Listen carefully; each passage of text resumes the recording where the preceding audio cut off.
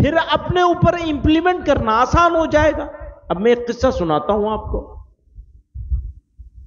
حضرت خواجہ عبد القادر جیلانی رحمت اللہ علیہ، یہ دل کا معاملہ ہے، ذرا دھیان رکھیے گا، دل کا معاملہ ہے. اور یہ جو اس کا کوئی سرٹیفکیٹ نہیں بانٹ سکتا کہ کون مسلمان ہے، کون مومن ہے، کون غیر مومن ہے، کون مسلمان ہے، کون غیر مسلم ہے، یہ سرٹیفکیٹ کون دے گا؟ کون دے گا یہ سرٹیفکیٹ؟ اپنے آپ سے پوچھنا پڑے گا، مجھے بھی اور آپ کو بھی، ہم ہیں کہ نہیں ہیں.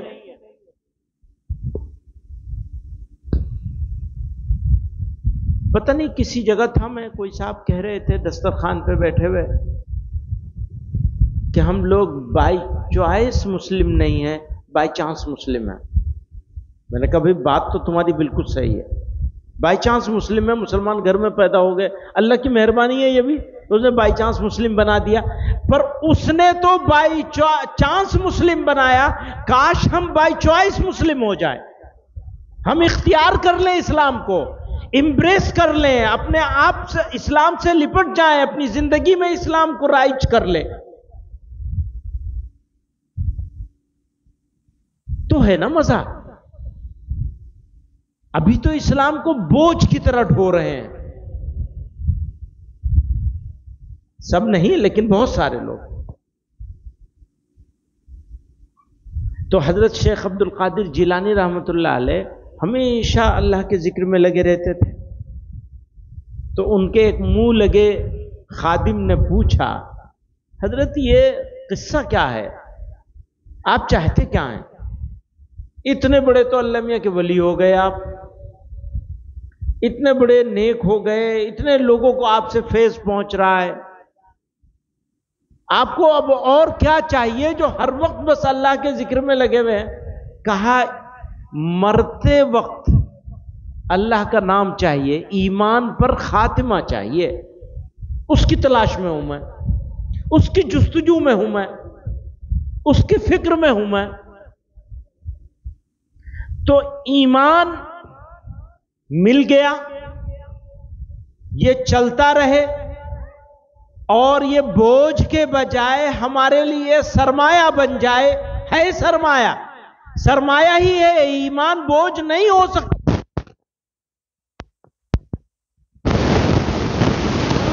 ہو رہا ہے تو پھر ہمیں اپنے آپ کو ٹٹولنا چاہیے اور کریکٹ کرنا چاہیے، صحیح کرنا چاہیے، صحیح کرنا چاہیے اور پھر صحیح جگہ پہ رکھے رہیں اور اللہ میاں سے اس بات کی مدد مانگتے رہیں کہ مرے تو خاتمہ ہو جائے ایمان پر. میں نے اپنے بزرگوں سے سنا دعا کیا کرتے تھے، اللہ جب تک آپ نے زندگی رکھی ہے، غور سے سنیے گا، جب تک آپ نے زندگی رکھی ہے اپنے سوا کسی کا محتاج مت کریے گا. اپنے سوا آپ کی محتاجی تو ہمارا طلب ہے، ہماری طلب ہے، ہماری ڈیمانڈ ہے، ہماری مانگ ہے، ہماری ضرورت ہے. آپ کی مدد کے بغیر تو ہم کچھ نہیں ہیں، آپ ہی کی مدد چاہیے ہم کو. تو اپنے سوا کسی کا محتاج نہ بنائیے گا جب تک ہماری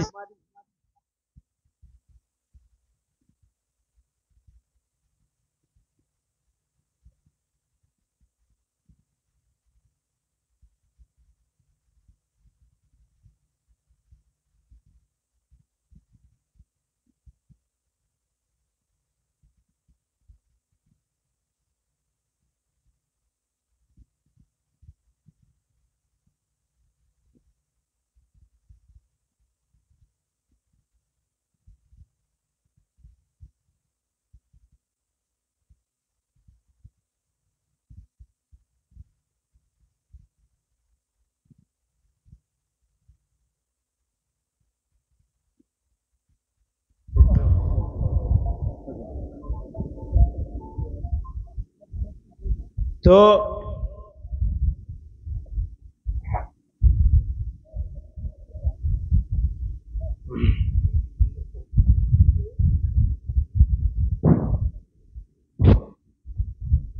تو دعا یہ کرتے تھے کہ اللہ اپنے سوا کسی کا محتاج نہ بنائیے، اور جب موت کا وقت آ جائے تو ایمان پر خاتمہ نصیب فرما دیجیے۔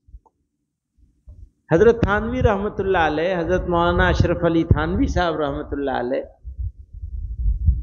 تشریف رکھتے تھے، کسی نے آ کر یہ کہا حضرت فلانا آدمی آپ کو بڑی گالی دے رہا تھا، وہ گالیاں بھی سنا دی مجلس میں، ایسے ہی عصر کے بعد بیٹھے تھے حضرت، بہت سارے لوگ بیٹھے تھے، سب کے سامنے اس نے آ کے سنا دیا کہ فلانے آدمی نے آپ کو بڑی گالیاں بکی ہیں۔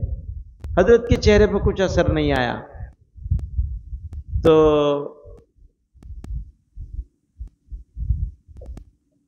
پھر فرمایا، تھوڑی دیر سکوت اختیار کیا، پھر فرمایا بھائی اگر ایمان پر خاتمہ ہو گیا تو اس کی بات غلط، اور خدا نخواستہ ایمان پر خاتمہ نہ ہوا تو جو کچھ اس نے کہا ہے میں اس سے بھی زیادہ گیا گزرا ہوں۔ تو مقصود ان لوگوں کی نظر میں، اللہ والوں کی نظر میں آخرت رہتی تھی، موت کا وقت رہتا تھا، اور وہ موت جو ہے نا وہ لوگوں کے نزدیک بری چیز ہے، لوگ اس کو برا سمجھتے ہیں، انقطاع ہو جاتا ہے، بھائی بھتیجے بیٹے بیٹیاں نواسے پوتے سب لوگ بہت عزیز ہوتے ہیں، نواسے پوتے تو بہت ہی زیادہ ہوتے ہیں، پوتے پوتیاں نواسے نواسیاں یہ سب بہت عزیز ہوتے ہیں، تیسری جنریشن، تو ان کو چھوڑنے کا من نہیں کرتا، یہ ہوتا ہے، اچھی نہیں لگتا، پتہ نہیں کیا ہوگا موت کے بعد۔ ارے بھائی پروردگار نے تمہیں انسان بنا کے پیدا کیا، ٹھیک ٹھاک بنایا، اشرف المخلوقات بنایا، ایمان کی دولت سے نوازا، اپنے محبوب صلی اللہ علیہ وسلم کا امتی بنایا، اتنی نعمتیں دیں کہ ہم اس کے قابل نہیں تھے، نہ ہم نہ آپ، کتنی نعمتیں دی ہیں، شکریہ نہیں ادا کر سکتے ان نعمتوں کا۔ جس مالک نے اس دنیا کی عارضی زندگی میں اتنی نعمتیں دیں، یقین جانو اگر ایمان کے ساتھ خاتمہ ہو گیا تو جتنی نعمتیں یہاں ملی ہیں اس سے 1000 گنا بڑی نعمتیں وہاں ملیں گی انشاءاللہ۔ اس کا یقین کرو گے تو شوق ہو جائے گا موت کا، موت کا ڈر دل سے نکال دیجئے، شوق ہو جائے دل میں موت کا، ہاں اس مالک کے پاس جانا ہے۔ ہمارے حضرت کا انتقال ہوا تو ایک آدمی آیا میرے پاس، کہنے لگا، یہ تو حضرت عباس نے بھی کہی تھی یہ بات، حضرت عباس کا جب انتقال ہوا تو ان کے صاحبزادے حضرت عبداللہ کے پاس ایک گاؤں کے آدمی نے آ کے کہا تھا، وہی بات ایک آدمی نے مجھے کہی تھی، وہ غیر مسلم تھا،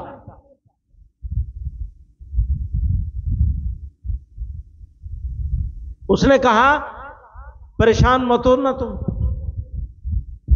بہت اچھی جگہ گئے ہو، وہ مجھے یاد ہے اس کا جملہ، بڑے سادہ الفاظ میں اس نے کہی تھی بات، کہ جس کے لیے وہ زندگی بھر، یہ اگلا جملہ اس کا، جس کے لیے وہ زندگی بھر دوڑتے رہے بھاگتے رہے، اس مالک نے انہیں اپنے پاس بلا لیا، اپنے پاس بلا لیا مالک۔ کتنی قیمتی بات ہے یہ، اسی کو سمجھنا ہے، تو گھبراؤ مت، بلکہ شوق ہونا چاہیے، وہی اصلی وطن ہے۔ یہ ماننا پڑے گا کہ یہاں کے بعد جو زندگی وہاں شروع ہوگی وہ کبھی ختم نہیں ہوگی، پھر کبھی موت نہیں آئے گی، کسی تیسری دنیا میں جانا نہیں ہوگا، ہزاروں لاکھوں کروڑوں سالوں میں بھی وہ زندگی ختم نہیں ہوگی، وہی تو اصلی زندگی ہے۔ کون سی زندگی ہے اصلی زندگی ہے؟ اب یہ سب سنتے ہیں، سب جانتے بھی ہیں، اچھے سے جانتے ہیں، اور سب مانتے ہیں نا سب کہ وہی اصلی زندگی ہے، پھر گھبرانا کیا ہے؟ ہاں تیاری کرنی ہے، تیاری کرنے کے الگ الگ لیول ہوتے ہیں، جتنا لیول بڑھے گا اتنا ڈر ختم ہوتا چلا جائے گا، قرب ہوتا چلا جائے گا، ڈر ختم ہوتا چلا جائے گا۔ پھر ڈر رہے گا تو اس بات کا رہے گا کہ کہیں محبوب خفا نہ ہو جائے، کہیں برا نہ لگ جائے ان کو، کہیں ان کو برا نہ لگ جائے، ہمارا یہ کام برا نہ لگ جائے، یہ ڈر دل میں پیدا ہو جائے کہ ہمارا یہ کام برا نہ لگ جائے، یعنی جہنم میں ڈالنے کا ڈر ختم ہو جائے، جنت کا شوق ختم ہو جائے، ان کی رضامندی کا شوق پیدا ہو جائے، وہ راضی رہیں۔ کہیں ایسا نہ ہو کہ ان کو ہماری کوئی بات بری لگ جائے، کہیں ان کو میرا یہ کام، ہمارا یہ کام برا نہ لگ جائے۔ آپ سمجھ رہے ہیں بڑا باریک سا فرق ہے۔ وہ خوش ہو جائیں گے تو سب ملے گا، کیا چیز رکے گی؟ وہ راضی ہو جائیں بس، باقی تو کوئی چیز رکاوٹ ہی نہیں رہے گی پھر کچھ، ان کی رضا مقصود ہو جائے۔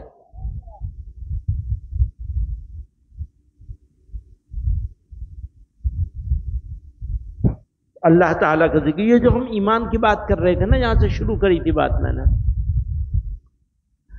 اس کا تعلق دل سے ہے، ماننے کا بھی اور نہ ماننے کا بھی،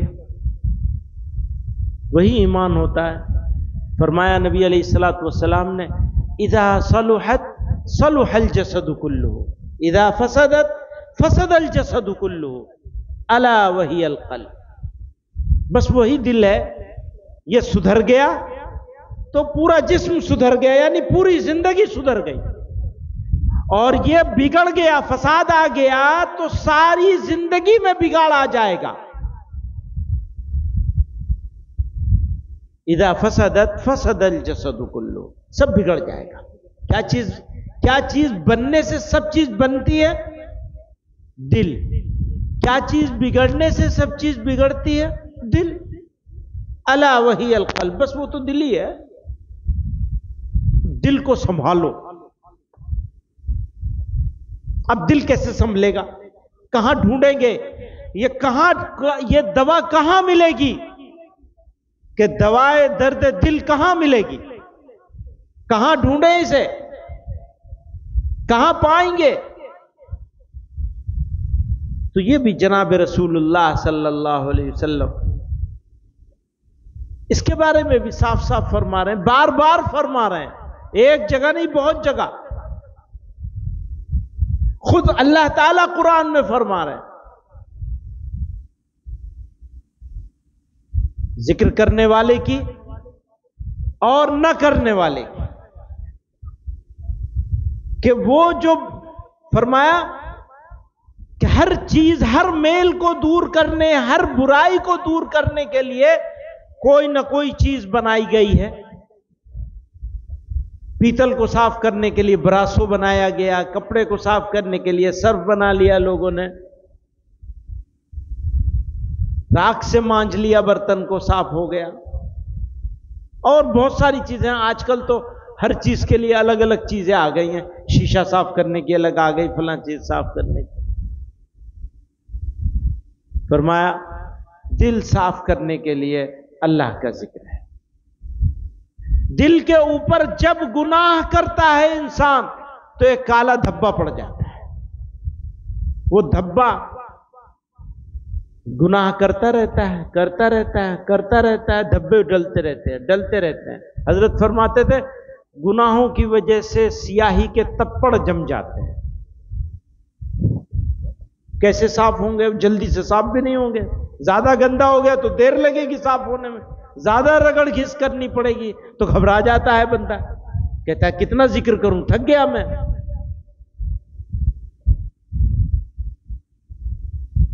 بھیا جتنی بڑی چیز لینا چاہتے ہو اتنی بڑی محنت کرنی پڑے گی۔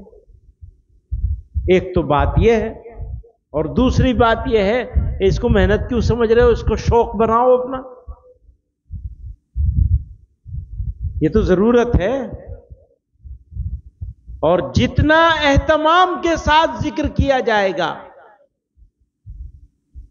اتنا زیادہ آپ کو حلاوت نصیب ہوگی ایمان کی، مٹھاس۔ وہ مٹھائی میں نہیں ہے جو مٹھاس اس ذکر میں ہے، اللہ کے ذکر میں ہے۔ دوستو اللہ تعالی نے اپنے فضل سے بغیر مانگے بغیر کوشش کیے ہوئے ایمان عطا فرما دیا، جناب رسول اللہ صلی اللہ علیہ وسلم کا امتی بنا دیا۔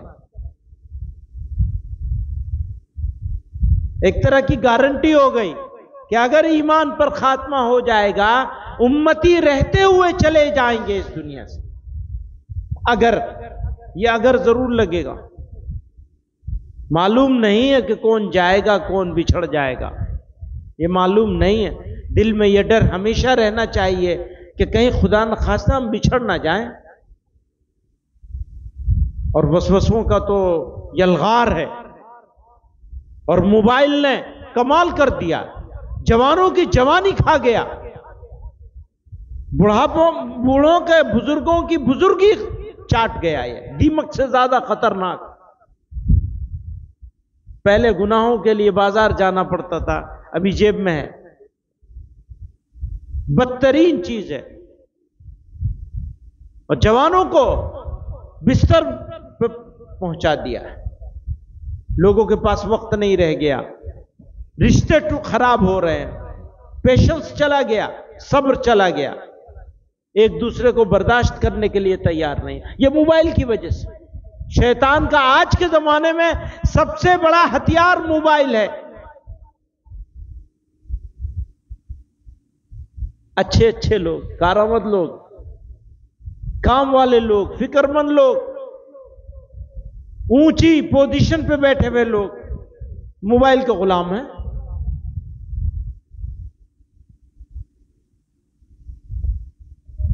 تو دوستو، شاید ایمان کے لیے خطرہ، انسان کے لیے خطرہ، انسان کے دین اور دنیا دونوں کے لیے خطرہ اتنا کبھی نہیں رہا ہوگا جتنا آج ہے۔ اور ایسے میں جو بچا کے نکال لے جائے گا وہ کتنے بڑا کمال کا ہوگا، کتنے بڑے کمال کا ہوگا۔ یقین جانیے، ان حالات سے جو اپنے ایمان کو بچا کے نکال لے جائے گا، اللہ تعالیٰ کے ہاں اس کا بہت اونچا مقام ہوگا۔ کیونکہ پہلے والوں نے وہ فتنے دیکھے ہی نہیں جو ہم لوگ دیکھ رہے ہیں۔ بہت مشکل میں ہم لوگ، ہمارے جوان بھی اور ہمارے بزرگ بھی،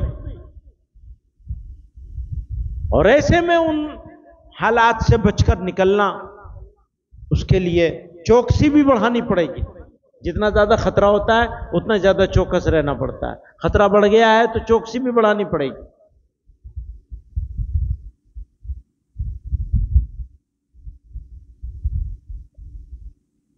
تو اللہ تعالی نے ایمان عطا فرمایا، اپنے محبوب صلی اللہ علیہ وسلم کا امتی بنایا، اب تک ہم لوگوں کو یہاں پہنچا دیا ایمان کے ساتھ۔ اللہ تعالیٰ ایمان پر خاتمہ بھی نصیب کرے، اور ایسے اعمال پر ثابت قدم کر دے جن کی وجہ سے ایمان پر خاتمہ نصیب ہوتا ہے۔ میں آپ کو صحیح بتا رہا ہوں، مجھے اب سے پہلے اپنے ایمان کا کبھی اتنا خطرہ نہیں ہوا جتنا اب ہے اس وقت۔ پتہ نہیں ایمان پر خاتمہ بھی ہوگا یا نہیں ہوگا۔ ایسا حالات ہوتے چلے جا رہے ہیں روز بروز۔